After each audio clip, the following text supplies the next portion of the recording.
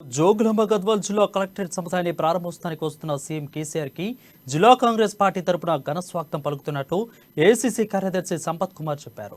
జిల్లా ప్రజలకు 9 ఏళ్లుగా ఇచ్చిన హామీలు నెరవేర్చినందున ప్రజలకు క్షమాపణలు చెప్పి జిల్లాలో అడుగు పెట్టాలని సూచించారు.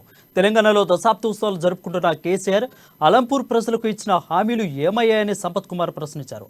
అలంపూర్ ఆలయానికి అభివృద్ధికి 100 కోట్లు ఇస్తామని చెప్పి ఇప్పటికీ 100 రూపాయలు కూడా ఇవ్వలేదని సంపత్ కుమార్ మండిపడ్డారు. అతను కంప్లీట్ చేస్తామని ఆలోచిస్తాము. రెండవది ఇక్కడ గతంలో ఏంటంటే రాష్ట్ర మంత్రిగా ఉన్నప్పుడు కర్నూలు హాస్పిటల్ పోయకుండా సార్ కర్నూలుకి వెళ్ళాలి. ఇప్పుడు ఎంత ఉంటారు ఆయనకు వేరే రాష్ట్రం సమ్టైమ్స్ వాళ్ళు రిక్వెస్ట్ చేస్తా ఉన్నారు. కొంచెం ఇబ్బందికరంగా ఉంటున్నారు ప్రజలు.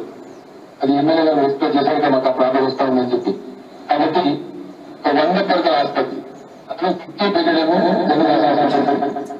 రేపు 12వ తేదీ గౌరవ ముఖ్యమంత్రి కల్వకుంట్ల చంద్రశేఖరరావు గారు జోగులాంబ గద్వాల్ జిల్లా పర్యటనకు విచ్చేస్తున్న సందర్భంగా జోగులాంబ గద్వాల్ జిల్లా కాంగ్రెస్ పార్టీ తరఫున అలంపూర్ నియోజకవర్గ మాజీ శాసనసభ్యుడు నేను గాని మా కాంగ్రెస్ కార్యకర్తలందరం కూడా హృదయపూర్వకంగా గౌరవ ముఖ్యమంత్రి గారికి స్వాగతం పలుకుతా ఉన్నాం. వచ్చినప్పుడు ఆ పుష్కరాల సమయంలో 2016 ఆగస్టు 12వ తేదీ వచ్చినప్పుడు ఏం చెప్పిండు, అదేవిధంగా పుష్కరాల 2016 ఆగస్టు 12 కాకుండా మళ్ళీ ఎన్నికల సమయంలో 2018 నవంబర్లో కూడా అలంపూర్ వ్యవస్థలో ఎన్నికల ప్రసంగంలో అనేకమైనటువంటి ముఖ్యమంత్రి హోదాలో హామీలు ఇచ్చిండు అలంపూర్ నియోజకవర్గ ప్రజలకు కానీ గద్వాల జిల్లా ప్రజలకు కానీ. అవేమీ కూడా నెరవేర్చలేదని మేము భావిస్తా ఉన్నాం. నెరవేర్చి ఉంటే అవన్నిటి కూడా రేపు సమాధానం చెప్పాలి సమావేశంలో తెలియజేస్తూ, ఏవైతే పుష్కర సమయంలో దైవ సాక్షిగా ప్రమాణం చేసి ఇచ్చినటువంటి హామీలు ఏవీ నెరవేర్చకుండా 9 సంవత్సరాలు అయిపోగొట్టి 10వ సంవత్సరంలోకి అడిగి